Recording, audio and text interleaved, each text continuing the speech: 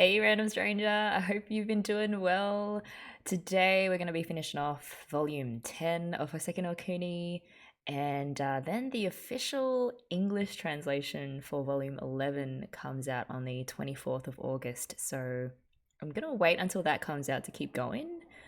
But to recap the first half of volume 10, I think the way that the cover and the character intro were designed says it all.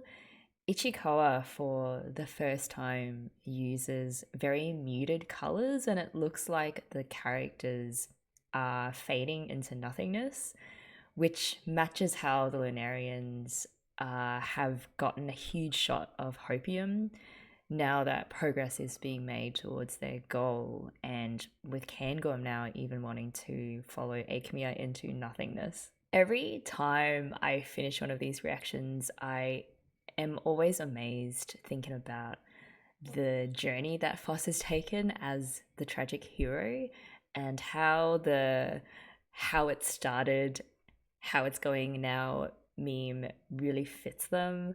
Specifically, I've been reflecting on the relationship between Phos and Sensei.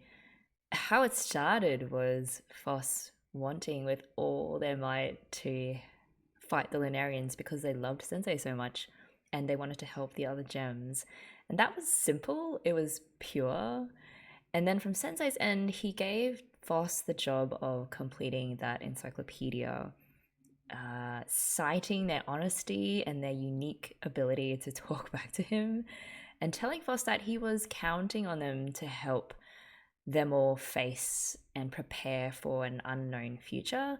And I don't know if that somehow shows Sensei intuitively knew that given Phos's character, they would eventually discover the truth about humans and then try to work towards a solution, or if it was just a coincidental subtextual foreshadowing. But it's certainly interesting to remember now that we are so far into the story that Phos loved Sensei and Sensei loved Phos right back and praised them for being kind. So, the how it's going now, we've whirled through a vortex of different events that have led to a situation where Phos sees Sensei as like state enemy number one. There's Phos's anger over the longevity and the meaninglessness of the war, and also the loss of their partners, Antark and Ghost. Um, it was them seeing Sensei appear to be chummy with the Lunarians more so than he ever was with the gems. Phos has also suffered severe memory loss from losing more than half of their body, especially since every time they activate that gold alloy of theirs, it just breaks bits off them. And so it makes sense that much of their affection for Sensei would have broken off too. And then recently, since going to the moon, Aechmea has fed Phos with less than flattering details about Sensei, whether they're true or not, about how Kongo manipulates them with the armor of love and how he's set up this defense system that's based on sacrificing gems. There's also this fundamental conflict between Phos and Sensei over how long one should wait for a solution to the war to appear.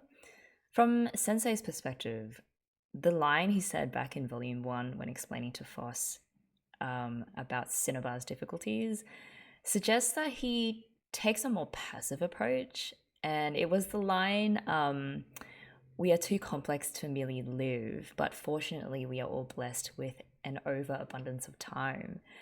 However, Phos clearly doesn't see it that way, especially since they've been through so much trauma over the 300 something years that they've been alive, and is a much more proactive kind of character who sees Sensei's passiveness as almost complicity in the gem's suffering. And that perspective too, I also understand completely. So, with Phos so dead set on forcing Sensei to pray for the Lunarians rather than actually talking to him and asking why it might possibly be a bad idea to do so, it's even more sad knowing how sympathetic Kongo actually is towards Phos. Um, so he told the Gems on Earth that he thinks Phos's alliance with the Lunarians is only temporary and that their ultimate goal really is to rescue all of the Gems. And so there's no conflict from Sensei's perspective. He's being completely understanding of why Phos is doing what they're doing. And I just wish that they would reconcile with this latest plan of Phos's to go back to Earth unarmed. But yeah, I'm not going to be so naive to think that that's even a possibility at this point, because it's really looking like we're not getting that happy reconciliation ever. There's another aspect of Foster's character that is making judging the rightness or wrongness of their actions a bit more complex, and that is their role, well, the role that their ego is playing in everything that's happened up until this point. We know even way back when OG Foss was struggling with being useless, they also ironically had a pretty strong sense of self and a vanity and just this incredible drive to prove themselves to the others. Remember when Foss had been betrayed by Ventricosis and is having that conversation with her where they say Ventricosis has accomplished way more in their relatively short life than Foss ever did in 300 years by managing to keep her wits on the moon and bargaining with the Lunarians to get her family back. And so it's no wonder that as soon as Foss started gaining new powers, that their confidence just skyrockets now that they can actually do something to help, even as the overwhelming guilt of continuing to lose gems despite their best efforts becomes stronger too. And so that like combustible combination of overconfidence and extreme guilt has led to some real messy situations, the latest of which was the night attack that put Yellow and Pudpa out of commission. In the last few chapters, there was also that scary moment where Foss is told by Barbada, the head technician, that they've been able to reconstruct gems much quicker than expected. And then Foss gets this crazy look on their face and in a kind of twisted, like hero villain style, says, well, see, I don't need anybody. It's all me. I'm doing the right thing all on my own. They're, of course, aiming all of that at Cairngorm, who has taken to poking Foss at every opportunity that they get. But it's also a peek into this desperation of Foss's to have a justification for all of the decisions and the deception and all of the mistakes that they've made so far. Kind of a way to stave off the guilt that still remains with them. The one that really started to grow when they lost Antark, that no matter what they do, it still feels like nothing has worked to save the gems. Another reason why I think Foss needs a win so badly, and a reason which kind of breaks my heart, is that they were stunned Cinnabar had attacked them without holding back, which leads Foss to start spilling out the alloy and feeling like the Lunarians see them as Lustrous and the Lustrous see them as a Lunarian. And so the good news about being able to restore the ground up gems was a much needed pick-me-up to prove that their alliance with the Lunarians is worth all that rejection and loneliness. Of course, there's a catch with restoring the gems. There's always a catch. But yeah, we'll talk about that fascinating development later. Interestingly, given Foss's increasing sense of alienation from both the Lunarians and gems, Cairngorm drops this decent gem of advice onto them and tells Foss to pay attention to how they're treating the gems who are on the moon with them, and warning them from being too unfeeling and sacrificing them for the gems who aren't actually around, namely the ones who are on Earth. And Foss is immediately offended starts ranting about how everything they do is to help us gems. And I really feel like their ego and this kind of attitude doesn't bode well for the future. Even though I understand it, it really seems like Phos is at this tipping point of turning into a truly chaotic force that is on no one's side but their own. Last time, I mean, Yuke had almost managed to get through to Phos by floating the idea of all of the gens becoming a team or a family again. But now that possibility is drifting further and further away. And we've covered before, like, to what extent this version of Phos is still the OG Phos that we started out with. And what it's starting to feel like, to me at least, is that thanks to their crazy strong inclusions, this is still the Phos who wants to help the gems by ending the war, except their pure good intentions are being fed through these highly concentrated levels of ego and guilt that have been left behind after, all of the other parts of the OG Phos have been carved away. It also doesn't help that Cairngorm essentially revealed that they came to rescue Phos, Yellow, and Pudpa because it was clear Phos was starting to soften up and was actually considering cooperating with Yuke's band.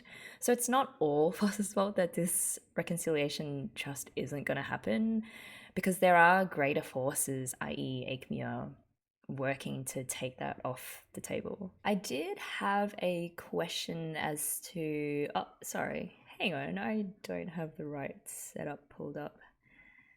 Sorry, just give me 1 second. Yeah. Yep, okay, that's better. What was I saying? Yeah, so I did have a question of why the gems on Earth assumed that the gems that had left had betrayed them instead of realizing that they each had left for a different reason. So I was thinking, who's the most influential in the group? Bort and Yuke. Bort just disdains the gems who left for being weak and falling for the Lunarians' lies, so it makes sense that they'd go into immediate battle mode. Yuke is seemingly less confrontational and understanding, but way more manipulative and scheming. And they were suspicious of Lapis already, and so I guess it makes sense that they would come up with a plan to attack and restrain first in order to protect Kongo, then try and reason with Phos. I don't think it was entirely unreasonable for Yuke to think Phos was dead set on harming Sensei, given the information they would have gotten from Cinnabar, and Phos as good as admits it. So with the combined influences of Bort and Yuke, who are probably the only two gems who make decisions quite independently from everyone else, that's why everyone seems to be so ready to accept Phos and every gem they've influenced has betrayed them. Because remember, Amethyst 33 was going to go to the moon too. Or was it 84? Hang on, who was it? I think it was 84 actually. Amethyst, I'm confused already. One of the amethysts, they wanted to go to the moon too because they wanted to find a safe way to practice being apart. And some of the other gems who ended up staying on Earth had also considered the option. And so I'm sure in the discussions and planning, it would have been brought up that the other gems' reasons for leaving were probably similar: to get away from the endless cycle of violence or to find some relief for an identity crisis, and not because they wanted to side with the Lunarians. Unfortunately, in politics, whether it's fictional gem politics or real life human politics, the people or certain people with influence tend to end up controlling the narrative and bending others to their point of view. That's not to say that there aren't still traces of family left amongst the gems. For example, I really appreciated how Cinnabar worries that they covered Piper in their Mercury and even hopes that the Lunarians can remove it. And then you see like Zircon, for example, clearly thinking about yellow. Personally, I'm not fully against what Yuke is trying to do, even though I think her plan of attack first, talk later was ultimately counterproductive. But I do prefer their version of working together as a family again, and including Kongo over Phos's solution, which is still to rip all the gems away from Sensei and force him to work. The other huge issue Phos has to deal with is what to do about the fact that in order to restore the ground up gems without traumatizing them too much, by waking up without any memories and too much synthetic material in them, they're going to have to commit genocide against the Admirabilis. And so far, they haven't been able to do it, especially not after that little test run that they did with that poor Admirabilis trying to rip off its own shell. You know, despite the vitriol against Sensei, Phos is still kind at heart, which really kills me because I have a strong sense that they're eventually going to go ahead with the genocide. It's also obvious with that shot of a smiling ventriloquist that we got that Phos still cherishes the connection that they had with her, and they don't want to have to do that to her descendants. Also, remember way back, Sensei called the Admirabilis as being among the Lustrous too, and so there's a kinship there that goes beyond just the personal relationship Phos had with ventriloquist. Awfulness aside, I really loved the lore behind why they need to kill all the Admirabilis in order to restore the gems. The whole thing with the gem particles needing to throw out non-critical information in order to survive prolonged exposure to air, thus resulting in a situation where even if they were restored, they won't ever get their original memories back. That was a huge disappointment. But it also, I mean, disappointment to Phos. Like, it's a great storyline, but also I'm just like, I hate that there's that catch. It also, however, throws an interesting spanner into the works, and I guess it's better than nothing. Or is it? Because with this new complication, they need to gather as many original grains of the gems as possible, so they don't wake up both with no memories and with huge chunks of synthetic material and freak out. Unfortunately, at the same time, the gem particles they need reside in a generation of Admirabilis who recrystallize the gems on the inside of their bodies or on shells that are fused to their bodies. And hence why Phos has to choose between becoming a genocidal monster or let the entire purpose for them cooperating with the Linnarians to collapse. Because if they don't commit the genocide, they can either force the reconstructed, largely synthetic gems to wake up to a horrific reality, not knowing who or what they are, or they could do nothing and give up on the entire enterprise. But I really don't think that their ego and just how far they've come and their sanity would allow for that. It's just really an impossible situation all around. So next, just a quick check-in with the other gems on the moon. We finally heard from Alex, but it's also not so great because they have this super risky idea of getting a Lunarian doctor to install a light that emits the same kind of light the Lunarians give off, and then thus turning them into permanent red Alex. In order to fight Sensei and the other gems without having a mental breakdown like Yellow.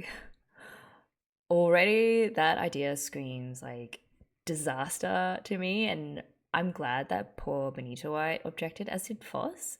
But again, I'm worried because this idea has already been put out there that somewhere down the track, Alex will just take the initiative and do it anyway. Dia and Amethyst, yeah, it's definitely Amethyst 33 that's on the moon. So Dia, Amethyst 33, and Goshen generally seem to be enjoying themselves on the moon. Dia because there's no Bort to remind them that they're not a real diamond. They're free from the intense conflict of emotions between love and hate and extreme jealousy and self-inadequacy. But they clearly miss Bort. I can't help but think back to how after the fight with Shiro and Diet and Bot have that brief moment of connection, of really seeing each other, and both of them admit that putting distance between them helped them realize how much the other gem meant. For Amethyst, they seem to actually be having a healthy experience carving out their own identity for themselves. There's a really interesting choice made in the character introduction page where I think for the first time, Amethyst, who's really Amethyst 33, is listed as just Amethyst, while Amethyst 84 back on Earth has no label and is drawn very distant and faceless. Although it's not exactly the same being a twin crystal, 33 might be experiencing something similar to what Cairngorm did once they were completely separated out from Ghost. But Amethyst is actually thinking a lot clearer and even pointing out things to Phos they hadn't considered before, like will the gems be able to get off the moon once the Lunarians become nothing? In the not so happy camp is Padpa, who's got to deal with the mercury that's seeped into their body. But perhaps even more damaged, if not physically, is Yellow, who essentially has been zombified after seeing the horror of their family members try to kill each other. And speaking of zombified gems, I think Rutiel on Earth falls into that category too. It absolutely kills me to remember that when talking about Cinnabar's Night Patrol in Volume 1, they'd said how a cruel but useful job assignment can be a very effective anesthetic for any questions one might have about one's existence. And that's been very true for them in the worst possible way.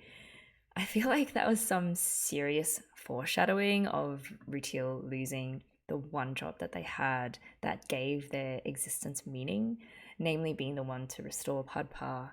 But they lost that, and to make the sting even worse, they lost it to their sworn enemies, the Lunarians. The other thing I guess we can't not talk about is Aechmea and Cairngorm. Things happen pretty quickly by most standards. I have to say though that I do appreciate that Cairngorm seems to be living it up. You know, they've found themselves, they're enjoying the finer things in life, like wearing pretty clothes and doing the whole celebrity couple charade. And also they are standing up to Phos, which I very much approve of, given how Phos treated them prior to their operation. So I really take Harrick's 300's point that Cairngorm is probably the one gem who doesn't have any problems in her life. Even if she's partially wrong with blaming ghosts in her past worries, now she's not troubled with anything in her head. She's having fun, relaxing, letting herself be just a happy little fool. She's even not having problems with Phos. Their arguing with her is just another thing that won't get stuck in their head. Of course, some could blame her for not really caring for other gems now, but hey, not doing good things does not mean doing bad things, and she does nothing bad. Sometimes it's okay to be an egoist. Yeah, I mean, I can vibe with how Cairngorm is the only gem who appears to be truly happy and carefree at this point. I'll be interested to see how this new desire of theirs to become nothing along with the Lunarians will turn out, whether it'll create more serious conflict. But for the time being, they're kind of coasting through life, which is nice to see in a story where almost everyone is falling apart, if not physically, then mentally. I am sad though over how Phos and Cairngorm's relationship has developed. And there was a comment on this. Yeah, Joseph basically said what I was thinking, that whenever Princess shows up now, I always go back to the time when Phos decided to find a new name for them. No one else seemed troubled by it, and Cairngorm even told Phos not to bother with it. But Phos went through with it anyway. When the name was finally given to Cairngorm, they smiled and said it was a good one. I know I'm very pro-Phos biased, but I still want to believe that Cairngorm's smile then was real. I want to believe there was a genuine connection made between them at that moment, and to see Princess discard the name so easily hurts a lot. Yeah, I miss the Cairngorm that punched Phos twice and blackmailed them to get Ghost back. You know, the one who was happy when Phos celebrated their own name, Cairngorm. I am of the opinion that Cairngorm did genuinely connect with Phos, because I went back to that chapter on the naming of Cairngorm and they say this line.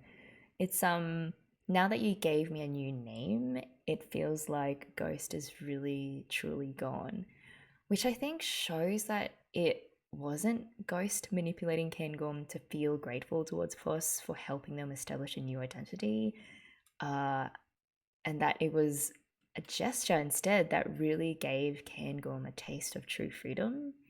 And of course, like the Cairngorm we have now would totally deny that any of that really was them, but yeah, I will always wonder. Back to Aechmea's endgame and what's happening with this sudden coupling with Cairngorm.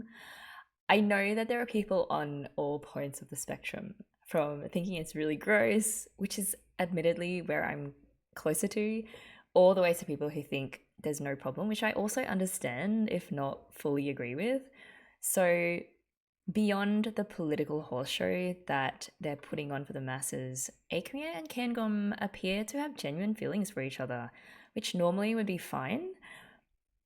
So here's how I think about it. There are certain things that are completely fine, but subjectively cringy. The key thing is the cringe doesn't raise any more serious underlying problems. For example, Aechmea saying that he'd fallen in love with Cairngorm even before they ever arrived on the moon, probably due to staring at that arm they took from them over 100 years ago, is a little bit freaky, but nothing wrong with it. You know, the guys are romantic, and other things like fawning over each other in public is fine too, but cringy. However, there are other types of cringe that raise some like real red flags. For example, up until their point of marriage and even afterwards, Cairngorm clearly has no concept of or understand the cultural significance of being made a wife. There's Aechmea commenting that they were surprised Cairngorm would choose sexy underwear because he'd assumed an asexual gem would avoid wearing anything sensual. And Cairngorm has no idea what he's talking about because they have no concept of sexuality yet. There's also that, I don't even want to think about it, but that gross tongue scene where again, Cairngorm is absolutely clueless. And the common thread through all of these examples is that there is zero informed consent on Cairngorm's part. Note that there is consent. No one is forcing them to do anything, and they actually seem to be enjoying the attention and the development of this relationship. But consent without full understanding of the activities that they are taking part in is not effective or informed consent. And that's really where the bulk of the ickiness comes for me. There are very good reasons in our own world for having laws around age of sexual consent and laws against child marriage.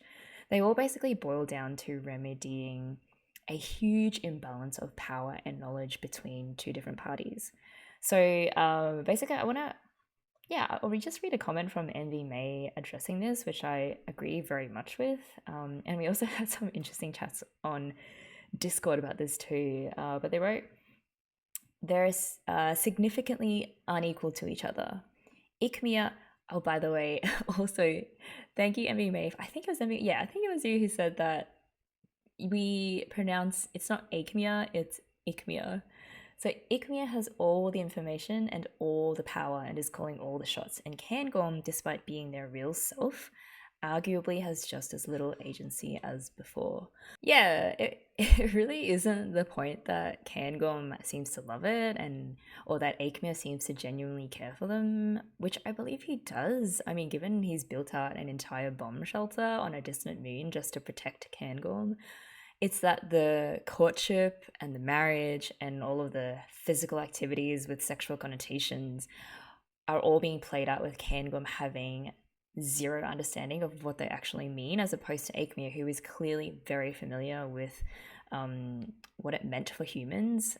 And he even admits to Cairngorm being completely clueless and yet keeps going ahead with this relationship when he acknowledged that marriage and all of that really isn't in their nature and apologizes. What's really interesting when putting all of that in the context of Aechmea's goal of becoming nothing, or i.e., achieving enlightenment, is that he recognizes himself that this attraction or lust for Cairngorm is a potential barrier to that goal. Like he says when, leaning in towards Cairngorm, that I've learned the hard way how powerful the human curse is, and even I can't resist it sometimes, which is pretty gross, but also narratively, like, remember that Buddhism, or at least the dominant strains of it, because there are many offshoots and some of them actually do celebrate sensual pleasure, but the dominant strains of Buddhism and key Buddhist texts repeatedly teach that earthly pleasures and sexual pleasure in particular are barriers to enlightenment. In fact, so celibate monks are celebrated as shining examples to follow. So I'm thinking in the context of Houseki no Kuni, it would be a really interesting development if this relationship actually becomes the foil that stops Aechmea from his stated goal of wanting to become nothing. Beyond the lack of informed consent, there's another red flag that immediately pops up when Cairngorm returns back from the rescue mission. Aechmea is furious and basically turns into a raging control freak, yelling at Cairngorm for leaving without his permission. And yeah, sure, they hug it out, and Aechmea reverts back to his fawning ways and saying he was just worried. But that is like one of the textbook signs that you may just have an unstable emotional abuser on your hands, like just maybe. Even Cairngorm admits that he's scary, like he's soft and fluffy, but he's still scary. In relation to the Lunarians celebrating this feeling that they're getting closer and closer to becoming nothing, I was thinking again about why it is that Sensei stopped praying. If we go back to previous volumes, there are times when you can tell that he feels sorry for them. He says things like, "Oh, you poor thing," before making them evaporate. So, does that mean he literally can't pray for them until a human, or maybe even Phos, orders him to? But then there are other things suggesting that Sensei could pray for the Lunarians but chooses not to, almost like he thinks that they are undeserving of prayer. So that's another reason for my looking forward to Phos's second return to Earth, to see if we get any answers on that. At the end of the last chapter, Aechmea receives a message, and I'm assuming it was the news that Phos had decided to go back alone, but I can't help feeling that the gems, including Phos, are all still just playing into Aechmea's grand, as yet unseen plan. Given Aechmea was the one who ordered the collection that stopped Phos from reconciling with Yuke and the others, was the whole point of allowing Yellow, Padpa, and Phos to go to Earth in the first place to create even more enmity between the two sides of gems? Like, further break Phos down, make them more desperate and hence more angry at Sensei, and then hence more determined to fix him? I don't know. There is also an upcoming chapter on the Admirabilis, and my optimistic side wants this to mean that we'll meet Variegatus, or at least Variegatus's descendants, and that they're planning a full-scale invasion of the moon to recover their comrades. As Variegatus had said before, was on the cards. But my realist side is just thinking that that's going to be the chapter where Phos finally agrees to commit genocide. So I guess we'll see. All right, so here we go. Chapter 76. Oh shit, it's this chapter. Okay. Chapter 76, Admirabilis. Look at the contrast between those two shots. The weird questionable consenty couple on the right hand side, and then just Phos sitting on top of Cicada, just being their usual depressed selves. We've finished converting our system so that you can use all of the city's functions. Okay, so this must be a flashback. After we have gone, you will still be able to use all of our technology. We've even prepared manuals written in your language. Oh, it's interesting to think that they don't even speak or read the same language, because I kind of felt like when they landed on the moon that they immediately were able to understand each other. You'll be especially interested in the transports. You will be able to go from the moon to the Earth and back, just as we always have. Oh, nice. Some training will be required for more advanced piloting and upgrades. Who would you recommend? Amethyst. Understood. Ah, so a bit of a gem space program going on. That's good. You will be able to continue treatment on Padparacha and Yellow. The operation Alexandrite has requested will no longer be necessary. Diamond and Benitoite might choose to stay on the moon. And Benitoite? That was interesting. I have no idea about Goshen. What is even going on with that gem? I see. Why do I get this bad feeling that Goshen is going to end up like a really important player, but in a really sad, depressing way? You will be able to maintain your current way of life in perpetuity. You may start from your current situation to find out what works best for you. And the ugly Cairngorm, don't worry, I have already made note of my wife's wishes. Kaboom! Oh no. Huh? What? Prince! The princess has blown up lab number 1. Please wait here. I see. So somehow Cairngorm is gonna make it possible for them to dematerialize via technology. I am all for technology. I just think that it's going to end up real bad in this situation.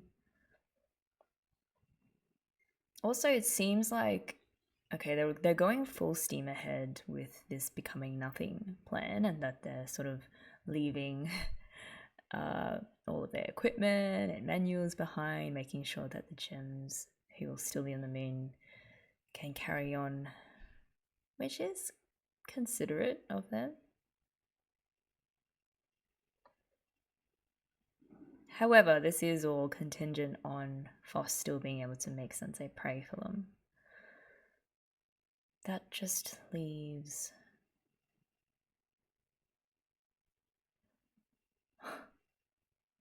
Oh no.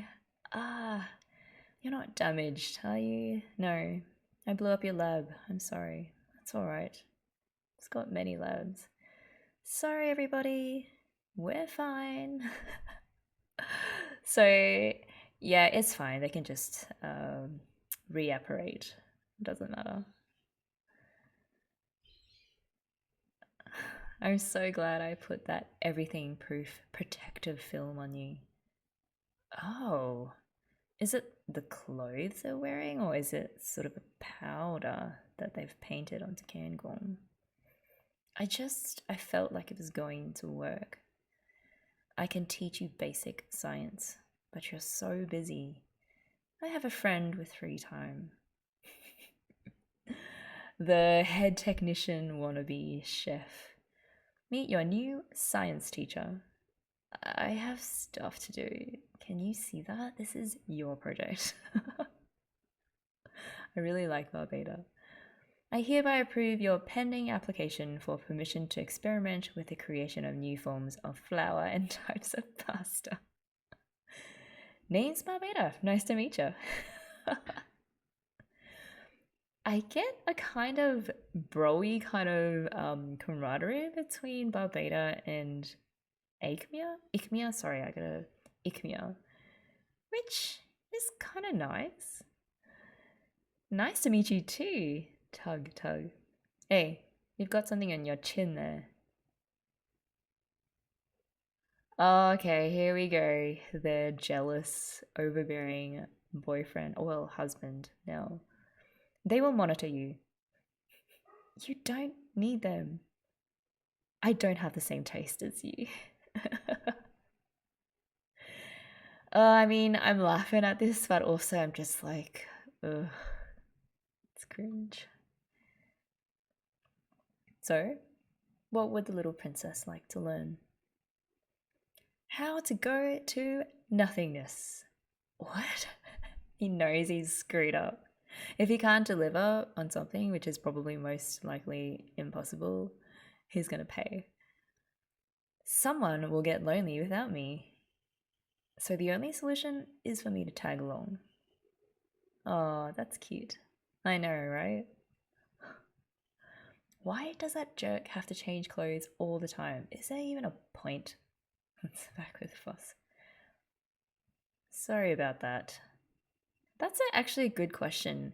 I feel like we may have talked about it before. The reasons that Aechmea keeps changing clothes, it's like to suit different purpose and to convey a different aura depending on what he wants to accomplish in that moment. Sorry about that. We haven't finished reconstructing the other gems. We will make sure you can continue the project. As for the Admirabilis, we've decided to wait to recover gem components until the generations that have consumed the sand die out naturally. Oh. We'll breed future generations to be smaller and have them live in the city's ocean where they won't need to create shells. We'll let you decide how to deal with them once the reconstruction is complete. Oh, so instead of culling them all immediately, they're gonna do it the slower way.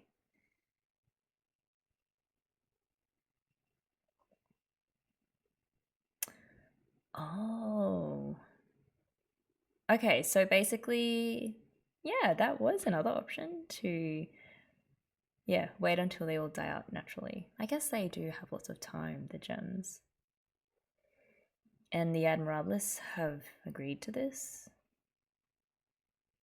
As they are now, it will be difficult for them to understand the situation and give clear indications as to what they want. We have not yet conveyed to them that this project is being done at your request. Why did you capture the Admirabilis? To create a human, to operate Congo. Yes, so their human particle experimentations needed some slug. Oh man. That's awful. That's like a human shaped thing, obviously an Admirabilis being dragged away, like mummified and wrapped up and then just dragged. Long, long ago, we went to the descendants of the flesh to ask for their help. They agreed to give us their criminals. Because of the 6 explosions, nutrients had always been scarce on your planet. You gems receive unlimited sustenance from the sun, and for us Lunarians, food is merely a pleasant smelling form of entertainment. But the same is not true for the Admirabilis. That's right, you gotta feed the flesh. They ingest sand to create shells to protect their bodies, but to stay alive they require large quantities of algae and so forth. They were constantly afraid of running out of food, and exile was a convenient solution. Kind of like Australia. I mean, what Australia was to Great Britain. You know, export all your convicts so you can keep the population down. Eventually, a food shortage befell the Admirabilis, one that lasted longer than any they'd experienced before. The malnutrition led to a regression in their intelligence. Then cannibalism became rampant. They even ate their own eggs. The new generations didn't evolve fast enough to adapt. When they had exhausted all of their resources, I like that this is literally a not a slideshow, like a projection that Aechmea is showing Phos, right? Yeah. It's like he just conjured a projector to show Phos the story. So, which makes me think back to when Cairngorm saw a ghost.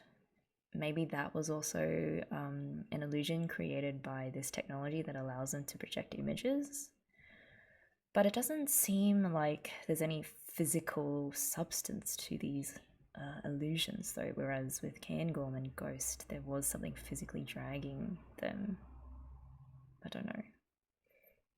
When they had exhausted all of their resources, they asked us to allow their people to immigrate here, to live off of lunar synthetic food. We accepted the request. This was 2 generations before King Ventricosus. Yeah, because I was thinking, wait, that doesn't jibe with what Ventricosus said about the Lunarians capturing their people and forcing them to become cattle, basically, on the moon. This story is like, no, they asked us to come to the moon so that they would have a stable supply of food. Damn. You would have been about 250 years old. The king talked about bringing the others back from the moon. I don't know how King Convalarius handed the tale down to posterity. Oh, I love all these competing stories, historical accounts. Because that's just how it is in real life too. It's to the victors is the story, you know? It's the victors who get to control how history is perceived. Your ship is ready. Oh, here we go. All right. Should I determine that no progress is being made, I will send an envoy to retrieve you. After you collect me, do me a favor and throw me away.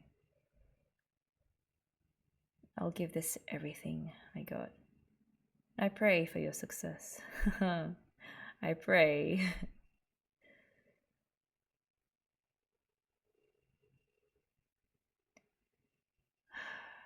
On to the next phase. Man, okay, I do like that we got Aechmea's side of the story of how the Admirabilis got there. And also I'm happy to know that they're not going to like mass murder the Admirabilis for their shell parts, but they're going to just let them die out naturally. Which I suppose is always an option. It just, I don't know, it didn't seem like Phos wanted to wait for that long. And boop, open.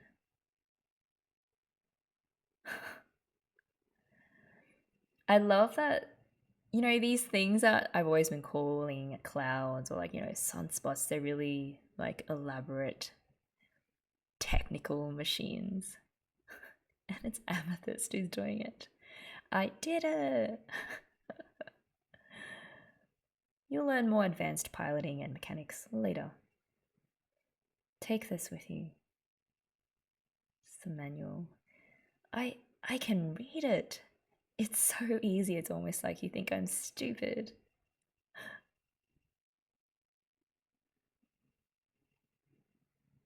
We did our best. We only supplied the ship with enough energy for a one-way trip. Please be aware that both the ship and the manual will dissipate soon after you land. Wow, okay, got it. I love that even the Linnarians know that they have to idiot proof, you know, anything they give to Phos. Again, where is Lapis? I feel like Lapis has just died at some point, and Phos's inclusions just ate them all up. What's this? Hey, it's the Shiro dog, a dog collecting game to pass the time on your journey. They're so thoughtful. I really like most of the Linnarians other than Aechmea. Yeah. They're all just a nice bunch of people. Okay, I'm off. Are you sure you want to go empty-handed? Keep a cool head and tread carefully, okay? It's so interesting how Padpa's words have been passed down to like later gens. Like that tread carefully phrase has popped up several times. Don't do anything reckless. Yeah, if it looks dangerous, come right back. Then come and get me, Benito. What? Yeah, it's a one-way trip. I can't do that. Yeah, thought not. Wait, is it a... Did they say it was a one-way trip? Yeah, it's enough energy for a one-way trip. Unless they mean one way as in to Earth and then back. That's weird. Sakata, Mume, Miyoga. Take care of my friends, okay? Oh, Honorable Phos. We will. Oh, it's the... I think those two used to be the concierge or are the concierge. Please take care of yourself.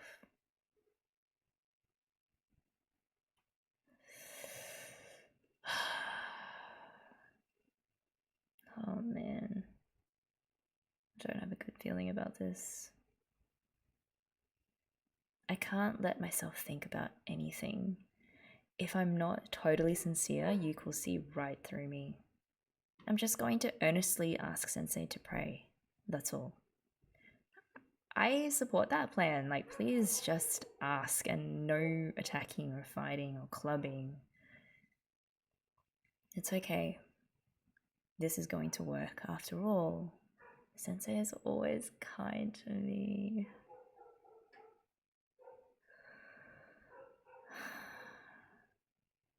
Sorry, that paddle. Why? After everything, why would I remember that? Oh my gosh, they're crying. Oh man. Man, that hit real hard. Oh, I hate that they're all alone, but I also understand why, you know, it's better to be as unintimidating as you can be. It's the end of chapter 76.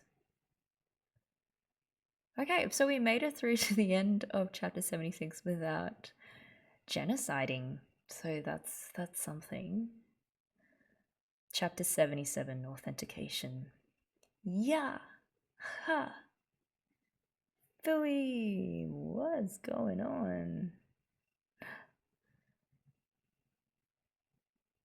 Oh, are they playing the game? You little... Hey! Yeah! That's so amazing! Is this like a Nintendo Switch or something? Oh my gosh, an iPad. That's great. What? Is it me or is the last level way harder than all the others? Toxic gamer, Phos. Oh wow, they didn't even realize that they'd arrived.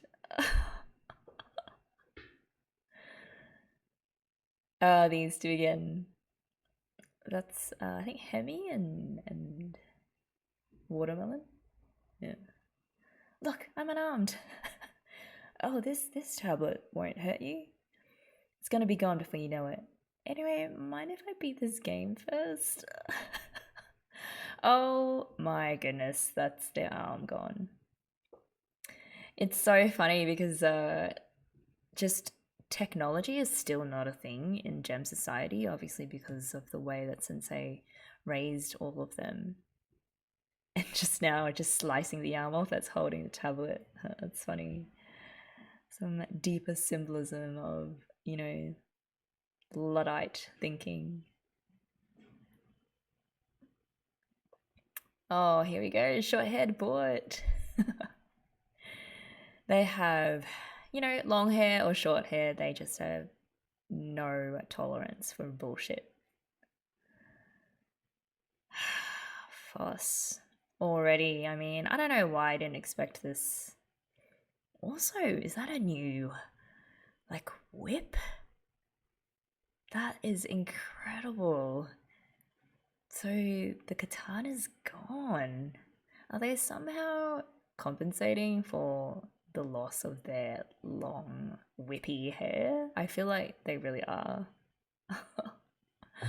That is such a great detail.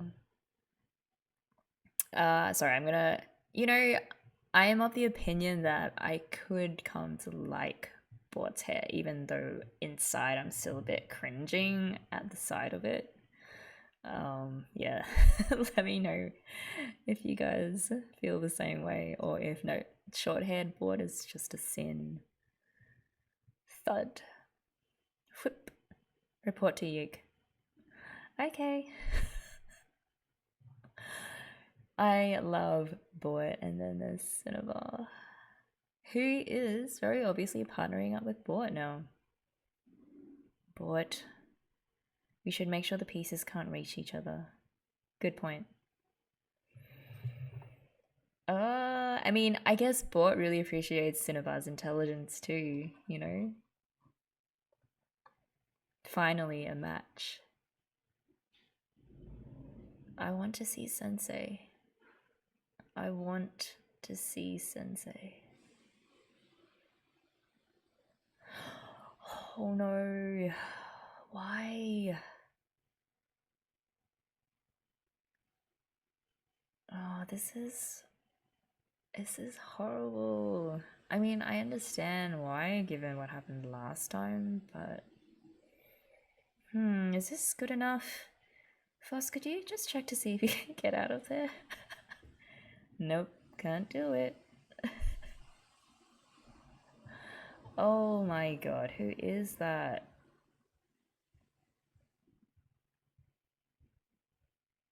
Phos. Is that Rutil?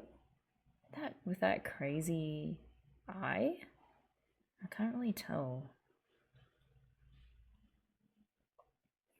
I love that. I think that's Fiend. I love that they're so not wise into the ways of, keeping prisoners and all of that stuff that comes with war, even though they've been at war for thousands of years, that they ask questions like, hey, could you just check to see if you can get out of there? Okay, Phos, here comes the big boss, Yuke. Kongo wants to see you too. Oh, here we go.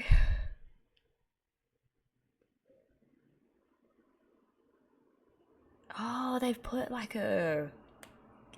I don't know what you call that thing, but like a block around Phos's neck, like a collar. Like she's in the stocks or something. Sensei. Won't you please pray for the Lunarians? I know you're broken. But you're the only one who can save them, and it won't just help the Lunarians. Do it for the Lustrous and the Admirabilis, the descendants of the 3 parts of the humans you loved. You can bring happiness to all of them, please.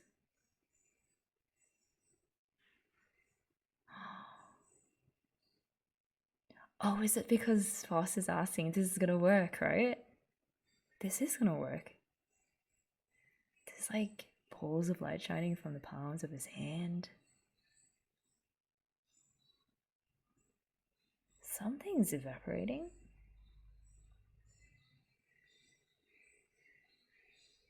Kongo has just activated. Meaning Phos fixed Sensei by just asking, right? This is a pleasant development. I mean, Aechmea is not really responding in the way. I guess he is a really chill dude, but I expected a bit more excitement from him. I don't believe it.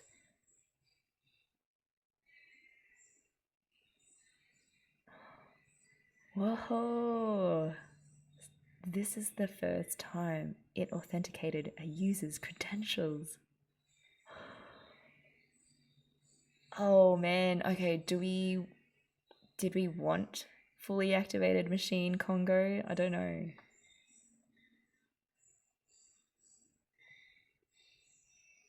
Oh man. It's interesting that everything else has faded away, including the cage and all the others. B, bring me my little one. I have something important to say. What, their last goodbyes? What is that? It's like a little... Not a little, it's a drop of something. I love this art style again too. So this is like sort of what the cover is, what I was talking about before, about how there's no shading in anymore. It's so almost as if everything's starting to fade away into nothing. Oh, oh no, and the shade's back. It's so close. I can't, not even for you. Why not? Something is jammed. You are correct, there is something crucially wrong with me. Oh man, look at Phos.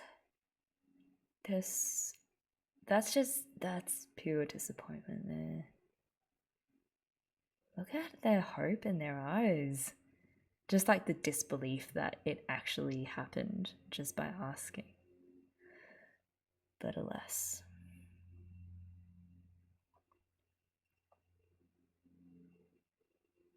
Oh my god. Please. Please. Whoa. So reaching out towards Sensei. What are those lines? It looks like the lines that appear when Sensei shoots out the little parts of him to destroy the Lunarians. But it can't be him attacking, right? Oh, it was bot. Wait, was it bot? It was bot shooting out a bunch of katanas to smash them.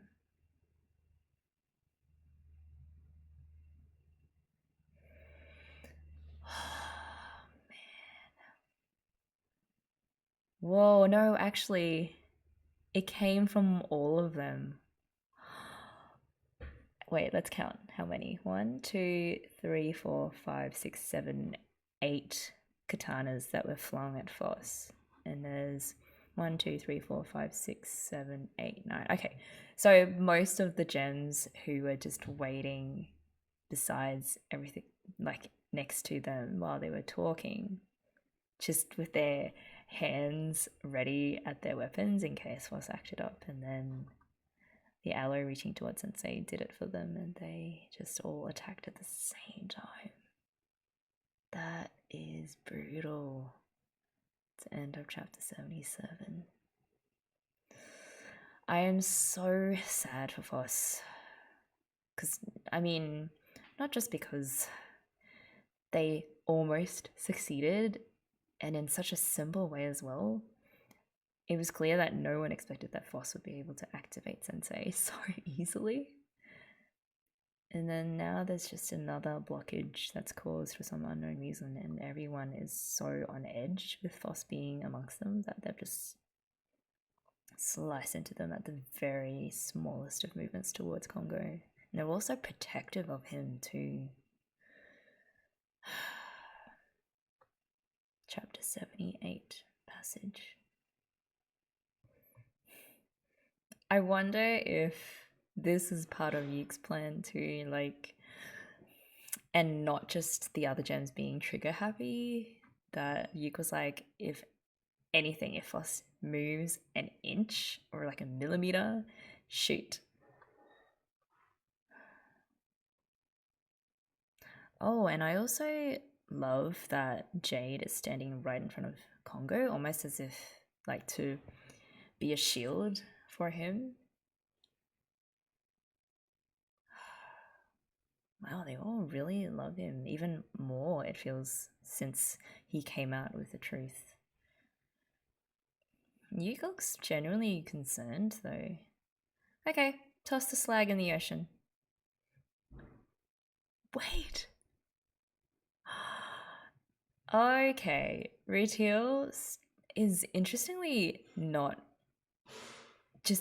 caring at all about their outward appearance anymore. The powder is just in splotches all over their body. Their hair is not being tied up in that neat little ponytail they've always had it in, and they're just done with life. I hate seeing Retail like this. Wait, I want to try to negotiate. Can't we just put their head back together? That traitor lured the others away with nothing but words. Talking will only make things worse. But they heard what Phos said about, Sensei praying for the sake of not just the Lunarians, but also for the gems and for the Admirabilis, right? It's almost as if none of that sunk into anyone's brains except maybe Yuke. We should split up the pieces and hide them in different places. Cinema. Then the Lunarians will have a hard time finding them. Just in case they do make a move, making them search for bias sometime. Then we can wait until every one of us agrees before we put the pieces back together. Just applying that big brain of theirs. They are actually playing such an important role in this new little society of theirs. That's the one good thing I'm picking out of this, that cinema has finally found their place and also a partner as well. Good thinking. I'm impressed. Oh, that's so great. It was just a thought, we don't have to. If any gym has a better idea, we can do that. Just rushing out. So embarrassed to can't even be in the same room. That would be the safest strategy. Does everyone agree? Yeah, I'm okay with that. I like that idea. And you, Kongo, you wanted to talk to Phos, didn't you? I mean, it's a very democratic process with a quite meritocratic one, given that Cinnabar has put forward a quite intelligent strategy and everyone's, instead of based on popularity or clout or whatever, it's like, yeah, that makes sense. Sensei, I will abide by your decision. Where's the slag's other half? I hid it in the convalescent center. I'll go get it. Oh god. Wait. That was Retail, right? Phos. Sigh. Kongo has powered down. Whoa, what is this place? There's a ton of you. Thank you for all you do for my husband. This control command or something, control center. So what's the important thing you had to tell me? I was just learning about Happy Henry living beside Bourne Cottage. Yeah, so I'm not getting that reference. Is that some kind of science ref? It's a little princess, live and in person. So cute.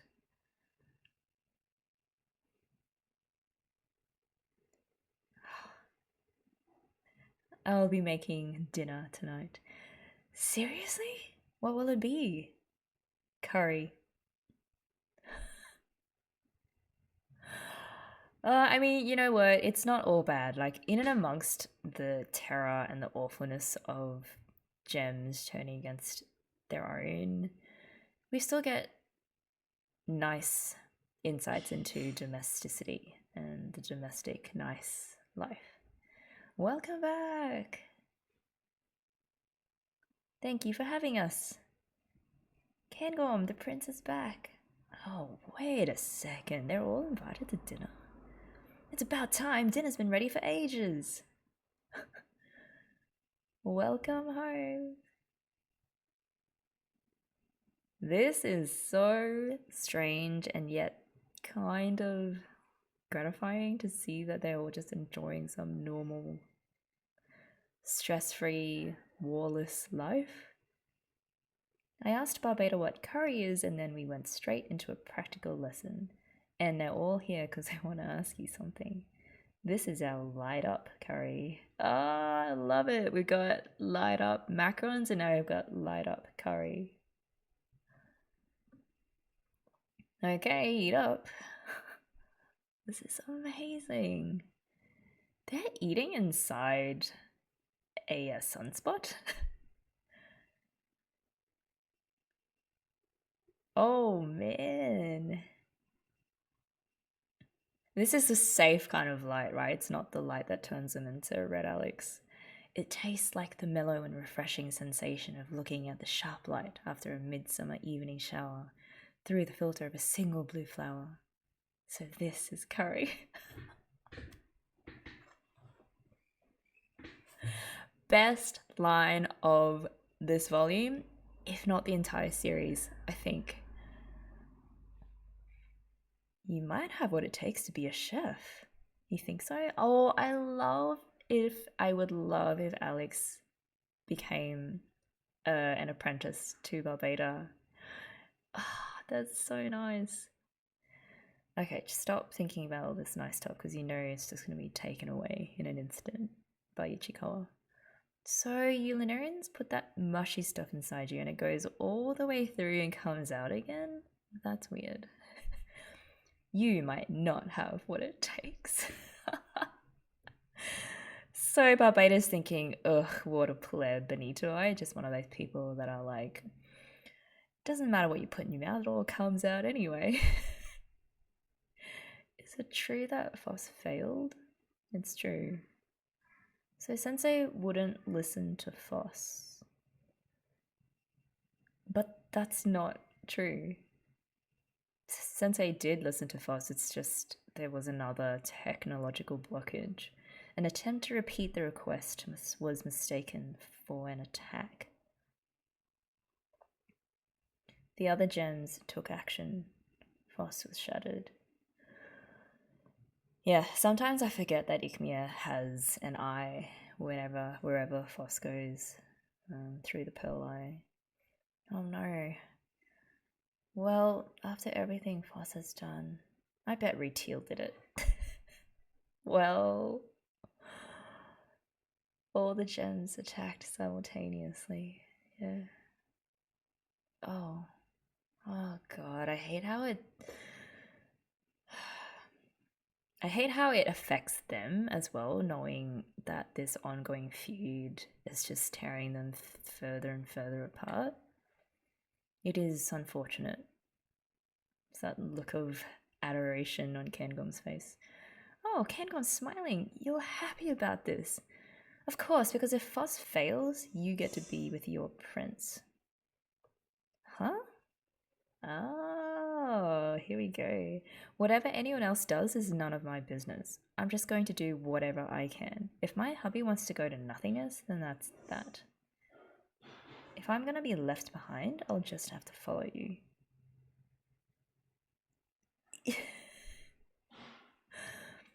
Credit to Cairngorm though, like they are doing everything that they possibly can to get what they want. And they're not like begging Aechmea to stay behind, please don't go into nothingness, you know. They understand that that's been his desire for all eternity and that he deserves that, and they just want to go with him.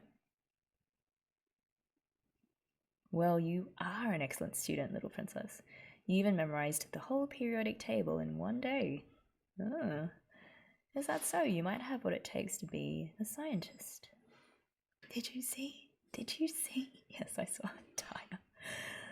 Just having the heart attack over, you know, a kiss.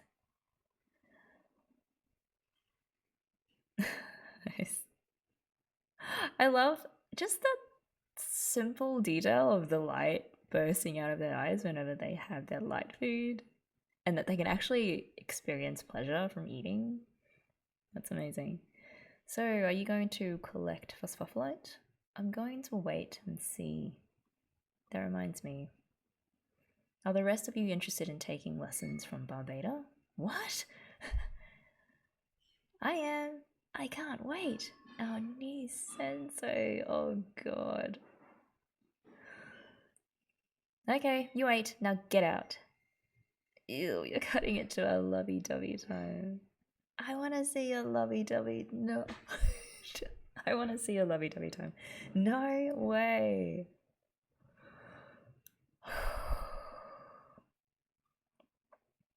Hmm?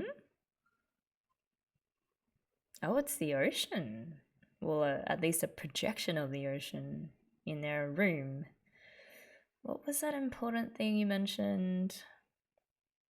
Oh, okay, so they're just swimming naked together. Okay. I thought you were going to tell me about that, about before I came to the moon. I'm sorry. I got it. If I stick myself to you like glue, maybe I can go to nothingness with you. That's why you wanted me here. It has to be. You do always want to stick to me.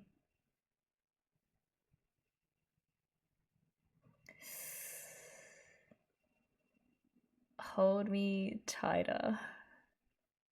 I don't care if I break. I'm just not going to read any of those lines ever again. Please don't make me read those lines. I'll read it in my head and you can read along with me silently. Bad. Naughty Gem, think about what you've done. If you're a good little gem, I'll let you have some sunlight. Sometimes. Maybe. Damn, they're really taken to their role as prison guard. Maybe a little bit too enthusiastically. There. You finished? Well done.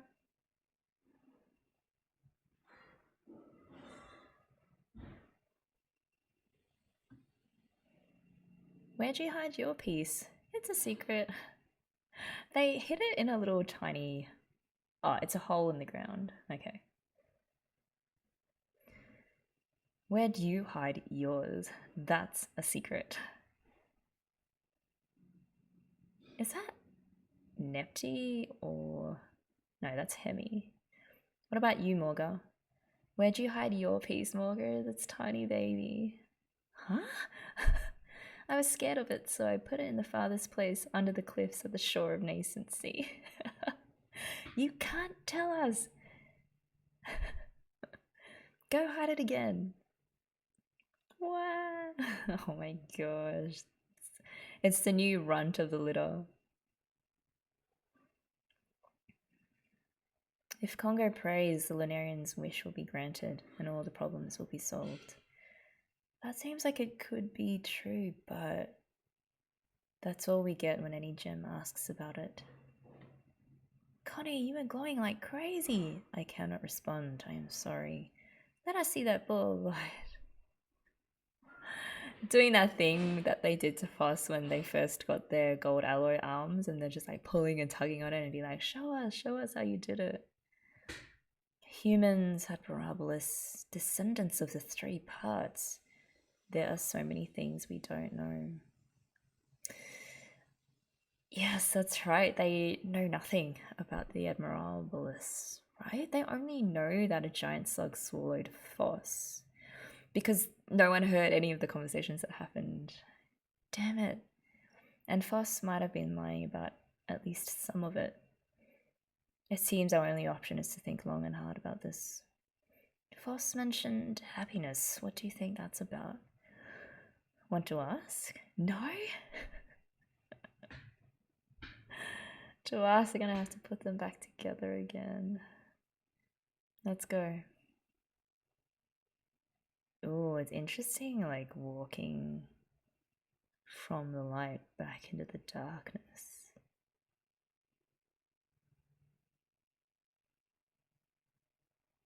What's happening? Yellow. Where are they? End of chapter 78.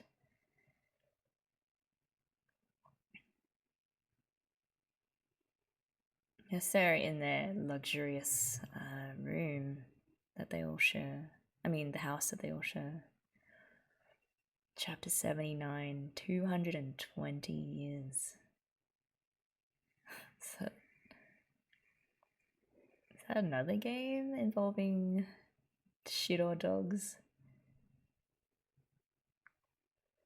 Venerable Yellow? Oh my god.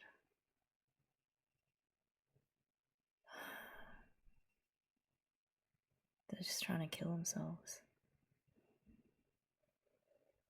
Oh my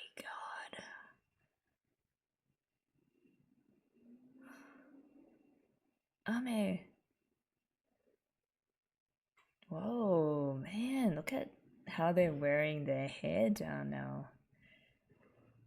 I have a message from the hotel. Apparently Yellow Diamond jumped from a high ledge. What? And Yellow was doing so well just last week. Damn, they've got the full-on, like, professor scientist look down. It makes no sense. It seems the gems snuck out of their room unnoticed. I thought for a second that it looked like they were... Yeah, that's the, the cushioned walls and all that for people, say like a mental asylum where you're scared people will hurt themselves. That is exactly what that room is. Oh, shit. I love yellow.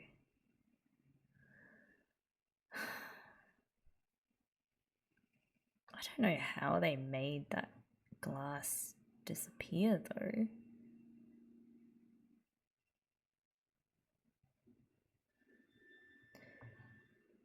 And I bet all the Lunarians are like, yeah, I've been there, like all of eternity with just no end in sight and no hope. And the princess has been informed. Does Cairngorm care though? Like, I came as fast as I could. I'm glad Amethyst still cares about Yellow. Hey.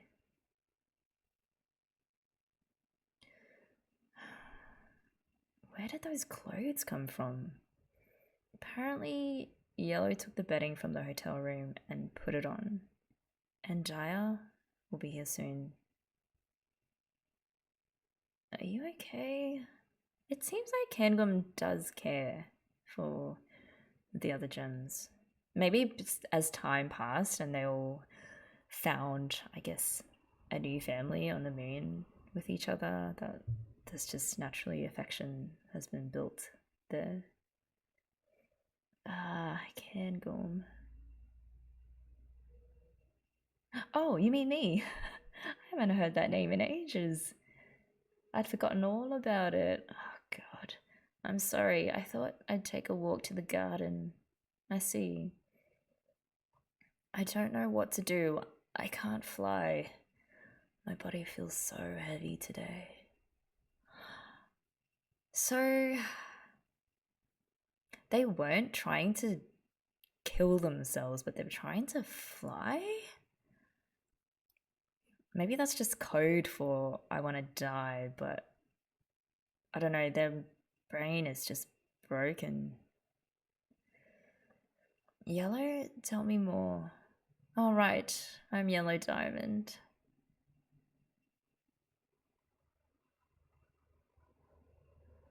Yellow is suffering from delusions of being a Lunarian. Oh my god.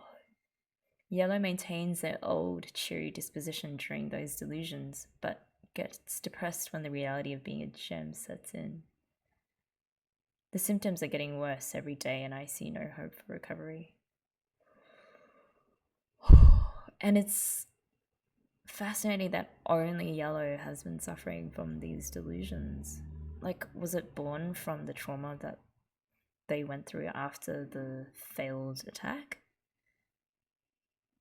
Or is it just because it would have happened to them anyway had they just stayed on the moon, and over time living amongst the Lunarians and eating moon food and all that, it just got to them, like just this huge mismatch between who they are and who they're living amongst. I don't know. The poor gems lost it. Is it a negative side effect of the long-term treatment? That's part of it. What's the long-term treatment?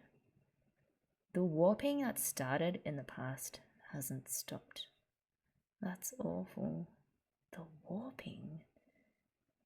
Back then, they didn't have a program for treating gems, so it's not like there was anything else they could have done. So the entire thing started off wrong? You could say that. Wait, how much time has passed? Is it 202 years, the name of this chapter? 220 years?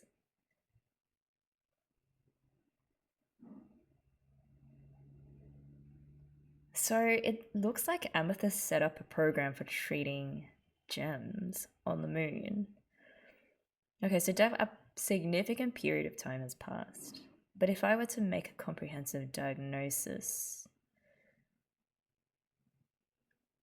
Yellow couldn't handle 220 years of introspection. I think that's the real problem. Oh shit, so there's been another time jump of 220 years.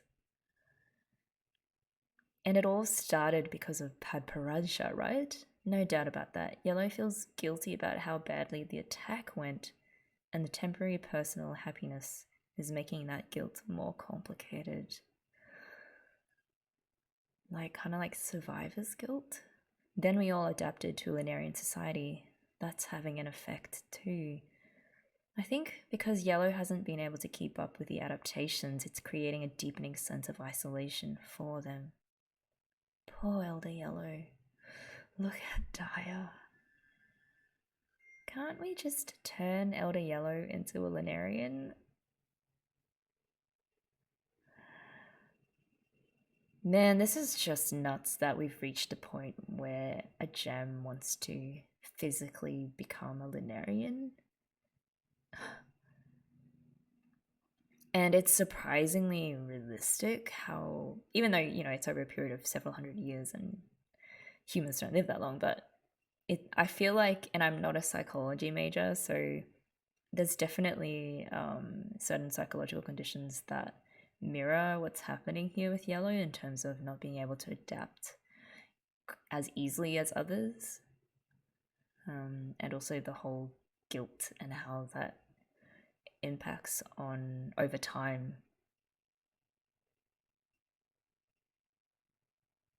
Haven't you ever wanted to be a Lunarian princess? Of course I have. Yeah, actually, I have too.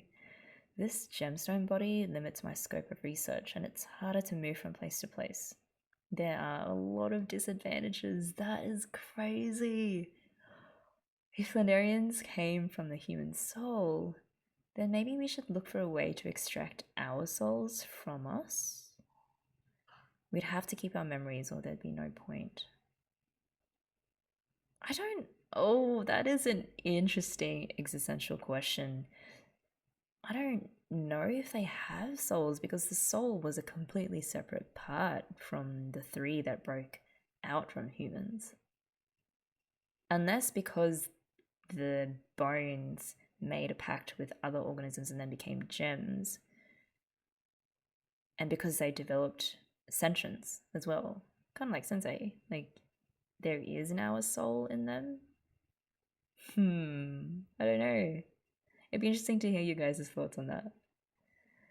Okay, so they'd have to keep our memories or there'd be no point. Yep.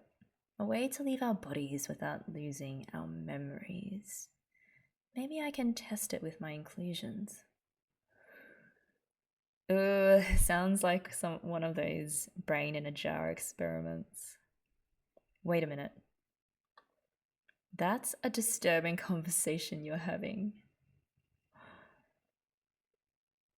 Yeah. It's like, I guess nowadays people are trying to figure out how to upload their brains to the ether and I guess wait until there's technology enough to, live a lot longer than is the current expected human lifespan. It's like all this talk about downloading your consciousness. I'm not interested in turning my excellent students into lab experiments, but Sensei, we don't have any better leads. Well, we did start a project to rebuild gems from sand. We cancelled it 220 years ago, but we did find traces of memories. Okay, so that was all cancelled. We did learn a few things from them. Do you want to take over the project? Yes, I would like to try that. We'll have to get permission. Talking the boss into anything will be harder than becoming Lunarians. They've got Cairngorm, or princess. Then it's up to you, princess. You can count on me. I'll woo the prince with my brilliant mind. Want me to think of a pretty please pose for you? No thanks. Daya as ever, still the same even though it's been 220 years? No. Ping, what is he doing? Is that a game that they're playing? Once you start researching, you'll want to experiment on yourself before we can make sure that the technology is safe.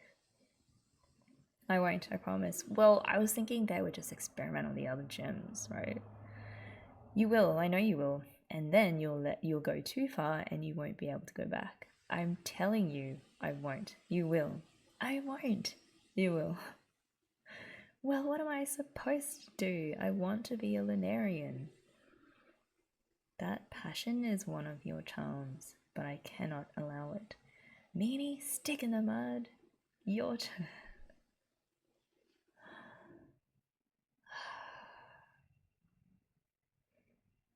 Beep.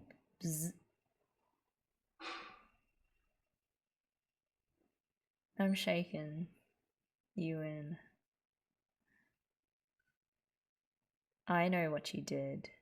You lost on purpose so we'd have an even win count on the 1000th day.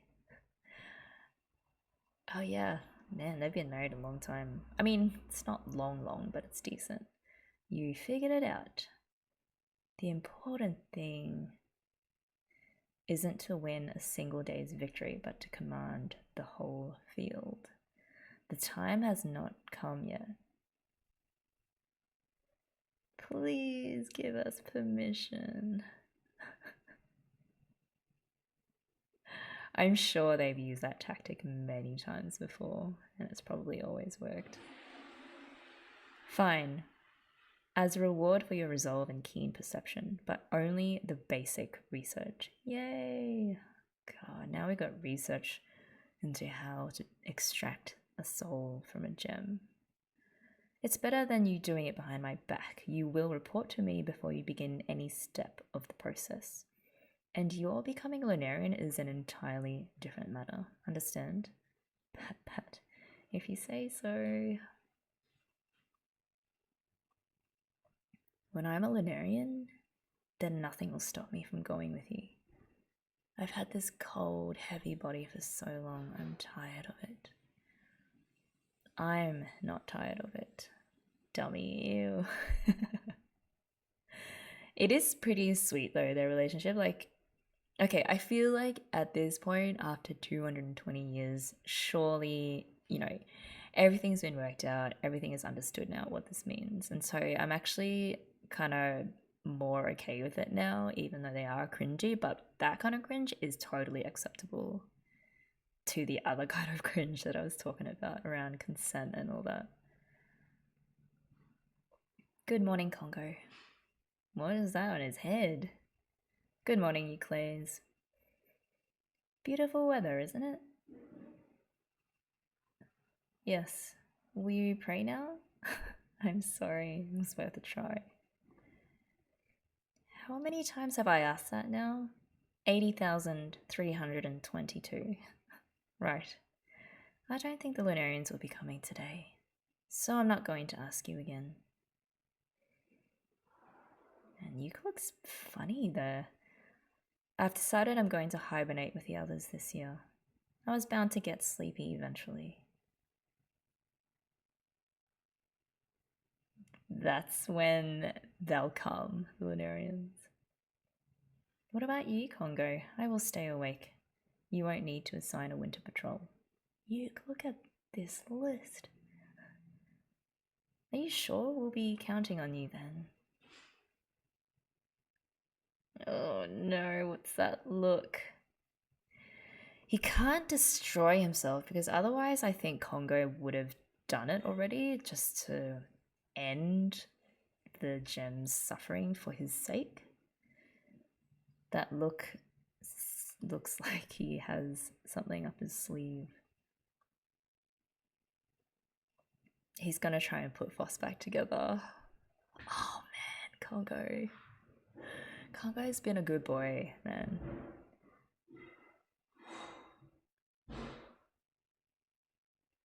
Yep, it's putting Phos back together. Hopefully because he wants to, because he still remembers the relationship he had with Phos as sensei and student, or father and kid, really. The other possibility, which is not so emotionally gratifying, is that he's just doing it because he has to obey Phos. Because of all the human aspects to them, and is just responding as he is programmed to. Oh man, I'm sorry it took so long. It took 220 years for the others to forget you. Oh my gosh, they finished that sentence that they said out loud just before they got smashed into pieces 220 years ago. That's amazing. Please, won't you pray one more time? I'm not asking for anyone else. There's that missing piece of them. Maybe it was Morga. They got so freaked out that they hit it really well. I'm asking for me. Please have mercy. I'm so tired. Wait a second. It's like Phos is speaking as a human now. They're like, pray for me. I am so tired. Yeah, it's basically they've taken on the humanness of it all. Wow.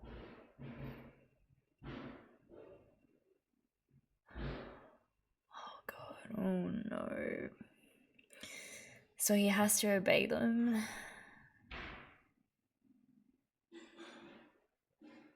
It fizzles out and Phos, pray. Oh no. Oh shit. He's scared. Phos has gone like not Super Saiyan, but just all hell is broken loose in their minds and they're so angry. They're actually gripping Sensei's hands.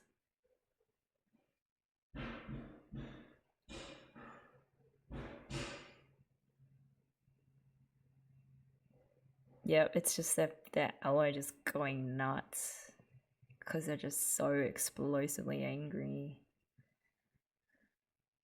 This volume 11, that's when everything blows up, right? And then it's just everyone for themselves. It's the end of chapter 79. Oh man. Land of the Lavish Gowns. What is that? That manga? This, I hate that. Originality, creativity. Hehe. You remember the little Linnarian's outfit.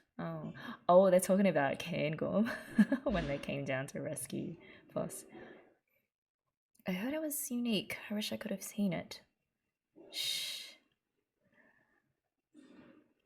Bam. Wow. Bam. What? Oh. Who is that in Cairngorm's costume? If you're going to insist on recreating it, then ask the battle teams to help. They have nothing else to do with Linnarians so quiet.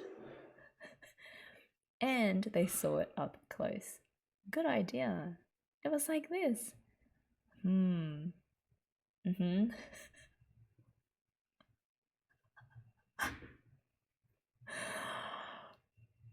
But how, I don't even know how they managed to put that dress up on to Bort. No, don't. Why not? Because but you know, it looks like Kongo is actually leaning down to accept the Cairngorm princess hat. So he obviously doesn't have a problem with it. I think that's Jade that's yelling don't. Yeah. It's so like, you know what? 220 years of peace, no fighting, not from the Larian side, not on the Gem side on Earth, and now it's all gonna end. Peace is never eternal. Okay, let's see if there's any translation notes yet. Ah, that's what I was asking about. Happy Henry. Happy Henry lives beside Boron Cottage is the first part of a mnemonic device to remember the first 20 elements of the periodic table of elements. That's why I didn't know it. I was super bad at chemistry and the chemical symbols that go with them. These words correlate to hydrogen, helium, lithium, beryllium, boron, and carbon. In the original Japanese text, Cairngorm complains about being interrupted while learning about the suihei of Suihei Libe. This is the Japanese mnemonic device for learning the periodic table, where Suihei means sailor and Liebe is the German word for lover, sailor lover. As one might expect, it corresponds with hydrogen, suiso, helium, lithium, and beryllium. Because Cairngorm was specifically learning about the Suihei part of the equation, there's a strong possibility that there was further instruction on each of the elements than just the chemical symbols. There you go. Just Cairngorm flexing on their scientific chops. And that brings us to the end of volume 10. Oh. So this is, wait a second. That's half the gems. Oh no, that's Daya. That looks suspiciously like Bort. Oh, it's Alex. Sorry. I just, in my head, obviously, I so want that reunion between Daya and Bort that I just subconsciously projected my own desires onto that long hair. And that's Goshen, who I don't think had any spoken lines in these last few chapters, or this volume, even. And who's that? Just balancing on the tip like that. If that's Padpa, like the broken body and all that, I'm gonna die. Okay, let's have a think about these last few chapters. Okay, good news is we avoided Admirabilis genocide. The bad news is that Yellow's mental disintegration has seemingly progressed to the point where it's not fixable. And we still don't really know what happened to Pudpa, but obviously the Mercury did a real number on them. So, like, we haven't even seen them these past 220 years. And I assume they're part of Amethyst's gem treatment program, but that they're still out of commission.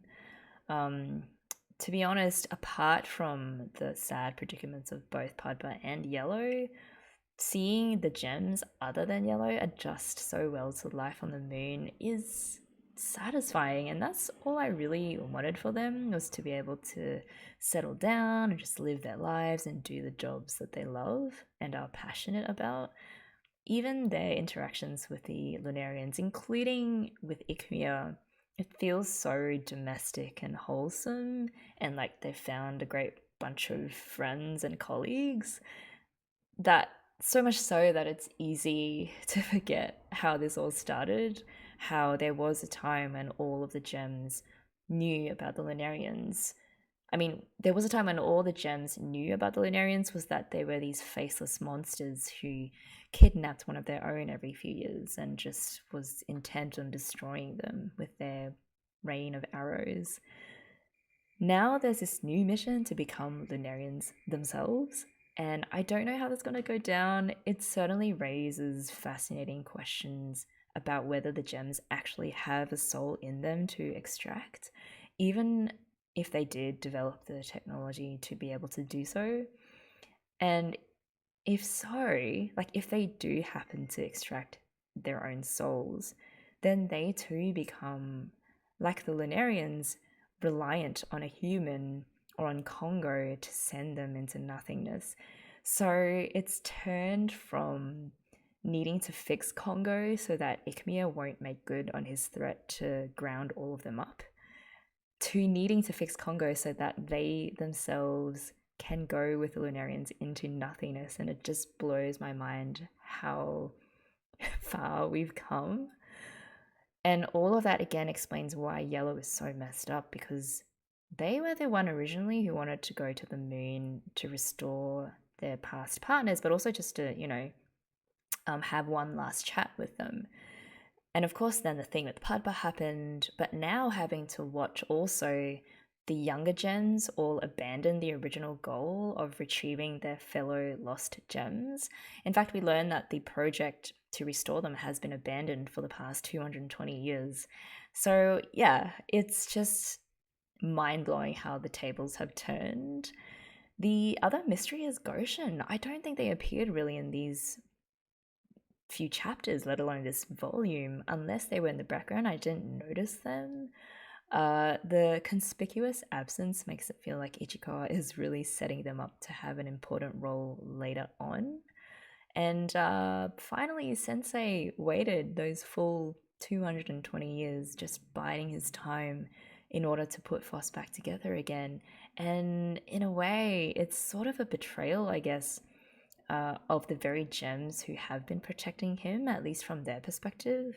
But clearly, the affection that they share with Kongo and have built up over time is still no match for this very human connection Kongo has with Phos. And now, with Phos, we have crazy psycho mad Phos coming out to contend with in the next volume.